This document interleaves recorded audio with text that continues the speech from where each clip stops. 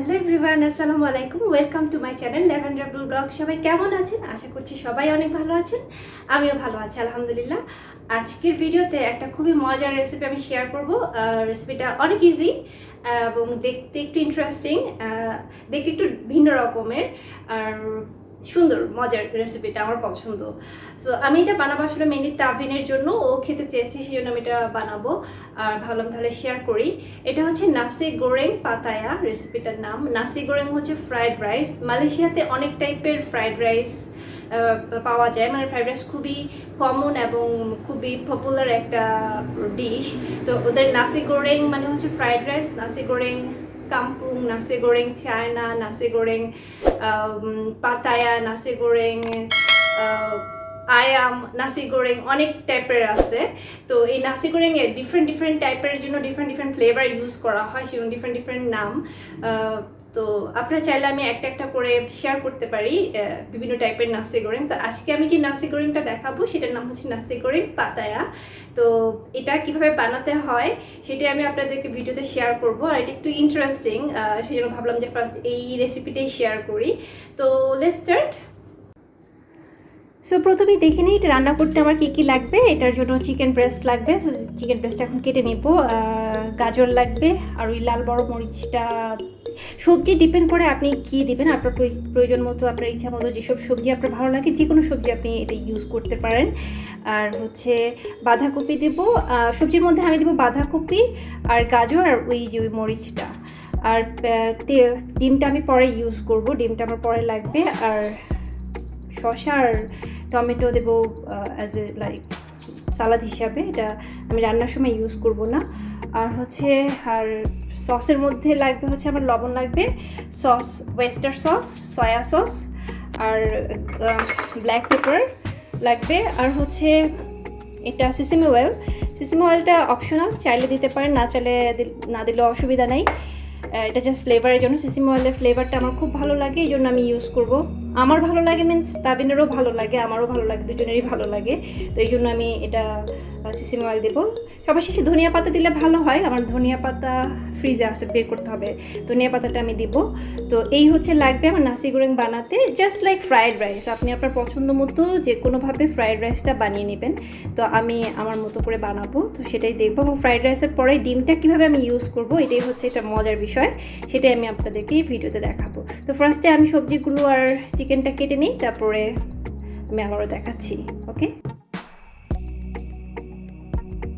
এখন আমার এই জিনিসগুলো লাগবে রান্না করার জন্য। কেটে নিয়েছি আমি।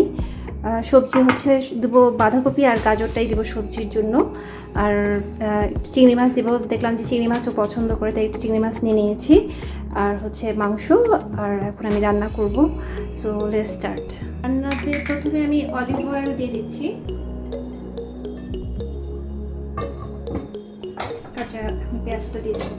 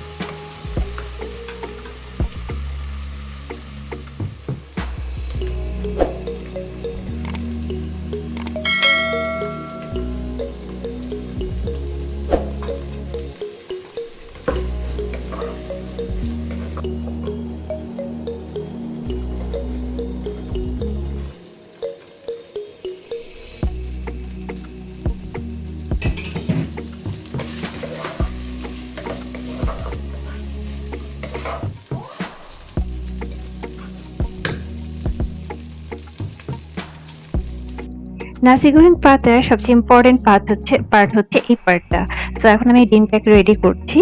তো আমি ৩ টা ডিমের মধ্যে একটু লবণ, একটু ব্ল্যাক পেপার আর একটু কর্ন স্টার্চ দিয়ে ভালোমতো ফেটে নিচ্ছি।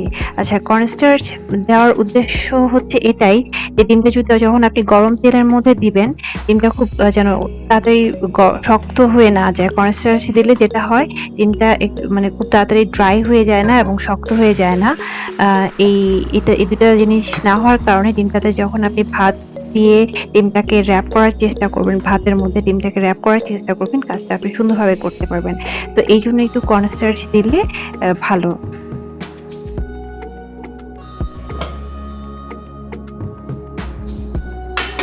Bismillahirrahmanirrahim. Here is the tricky part. I don't know. Pass করবো আর ফেল করবো, এটা সবসময় হয় না। সো আমি এখন ভাতটা এটার মধ্যে দিয়ে দিচ্ছি। ওকে, সো ভাতটা এটার মধ্যে দিয়ে দেওয়ার পরে একটু ভেঙে নিচ্ছি জায়গাগুলো।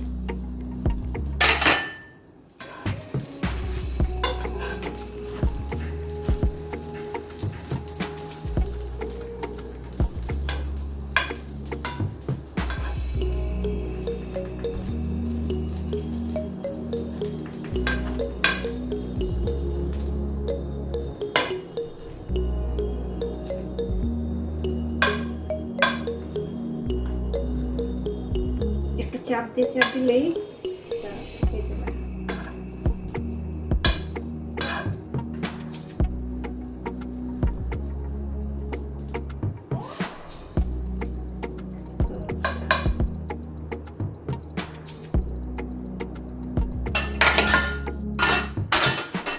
so it's done. এখন আমি this is the tricky part.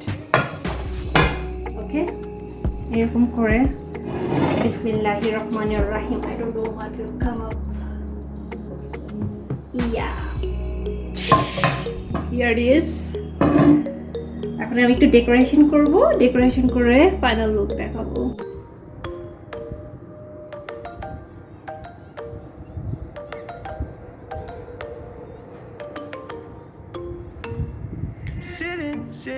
Sitting at the same old workplace. What's the point of this chase? To just bite our old tail. Wishing that something would change, that we could turn back the page and live like our favorite fairy tales. So a love so free in a world of our fantasies, flying on dragons through sky-high cities. These are childhood dreams, it's how we used to be, when we were kings and queens in our childhood dreams. Oh, oh, oh, oh, oh, oh, oh, oh. Our childhood dreams.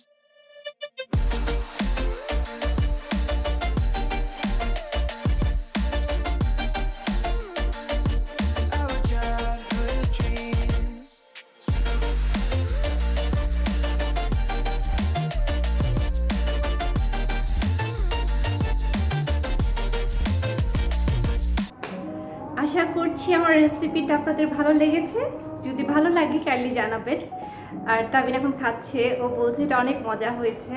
আসলে নাসি গোরিং like fried rice তো সবসময় মজা, বাচ্চারা তো খুবই পছন্দ করে ফ্রাইড রাইস।